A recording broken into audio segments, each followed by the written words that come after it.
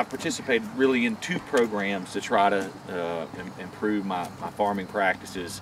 As I mentioned earlier, this is a family farm, been in my family for over 50 years. We're registered Angus cattle breeders. In the background, we raise Katahdin sheep as well. I've got city water ran through here. I've got geotextile under this rock. So in my heavy use areas where my cattle water and my sheep water, that prevents me to having to water out of streams. So we're working to fence all of our streams away from the livestock. And another thing you'll see is that I'll cross fence, and I've got 2 paddocks, so being able to rotationally graze.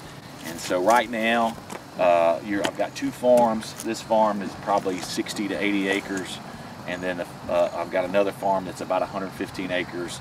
So I'm running. I've got probably about 180, 190 acres of pasture, and by the time I finish all my fencing, I'll be rotating sheep and cattle on about 22 paddocks. I want to limit, the use of fertilizers, right? So in one sense, by rotationally grazing and moving cattle around, it spreads the manure around, so that allows me to not have to fertilize as much as I normally would have. One challenge I do have with all the cross fencing, especially electric fencing, is the weeds in my fence, and I have to spray. And I've never been a sprayer, so I have to spray. Now it's something I really didn't know that I was going to have to do, but I've got to manage the weeds, because the weeds eventually, this isn't a good example in this fence, but it gets up and it kills your electric fence when too much stuff grows into it. So fertilizer is still very expensive, so anytime we can not have to use fertilizer, that's a great thing. So as far as feeding out cattle, looking into finding organic corn, if you're really wanting to be truly organic and use non-GMO based corn, it doesn't exist really around here, and it's hard to find. I just had a representative from a feed company down, and then I could go all grass as well. It would be really hard for me to be purely sustainable. I mean, I still have tractors for convenience. I mean, I still have other job, another job, full-time job. So so I do have to create some efficiencies, and I don't have time to go out and pull weeds by hand. What I'm trying to do is so what I take for instance on my meat production. If I plan to sell local meat, I want to raise about 30 steers and 30. So I'm not going to market grass fed, but what I will market is I won't use hormones. I won't use for growth. I don't know the science behind it, but I know that's not what the market wants. Any cattle I've had to give antibiotics, I wouldn't put in meat production. And so basically, I'm calling it pasture raised, maybe grain finish. So I am going to finish them off for 2 or 3 months, but they're going to have access to hay. So my balancing act is I'm not going to put them on a confined feedlot. So when I finish my cattle out, they're always going to have access to grass or hay, but I will finish them out on some level of grain. But my huge advantage is that I've got land and I own my land, and I can build all these fences and look at it from a long-term perspective, and that's a huge advantage. And just a lot of people just aren't in that situation.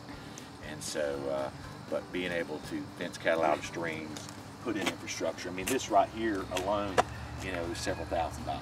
And so most farmers aren't going to do this if you don't own your land, or you don't think you're going to do in this for the long term. And when we read Wendell Berry, we talk about, that's a big thing he talks about, is a lot of farmers they put too many animals on a small amount of land, and that's definitely what I don't do. So a lot of that's going to depend on the consumers, and we'll see where the market goes. The demand is certainly there, but there's a lot of challenges in being able to, again, do what I'm talking about doing, and there's a lot of disincentives. With the cattle prices where they are now, there is absolutely no incentive for a farmer to try to retain their calves past 6 months old, because a 6-month-old calf that once was worth $500 is now worth $1,500 in many cases. Maybe let's say a 7 or 8 month old calf.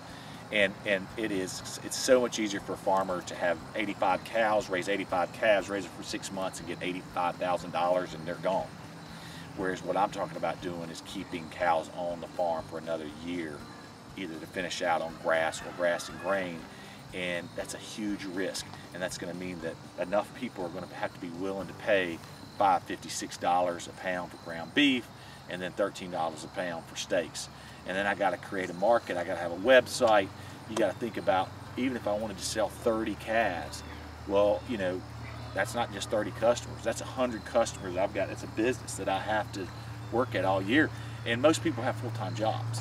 And it's really, quite frankly, going to be a challenge to me. And I'm doing it a lot because I like to cook, and I like people to enjoy steak. It makes me happy when people say, man, you know, those steaks you sold me, they were so good, they were so juicy, and people, when people really notice a difference, you know. And so I kind of like that, but it's not feasible to think that all the farmers in the Sequatchie Valley that raise cattle are gonna can or want to do what I do. There's no incentive to start selling local. They're gonna sell it to the big buyers, and they're gonna get aggregated, and they'll end up in the feedlots. But we'll see, you know, if the public continues to you know, to demand more local food, you know, and they're willing to pay the prices. It's hard to say.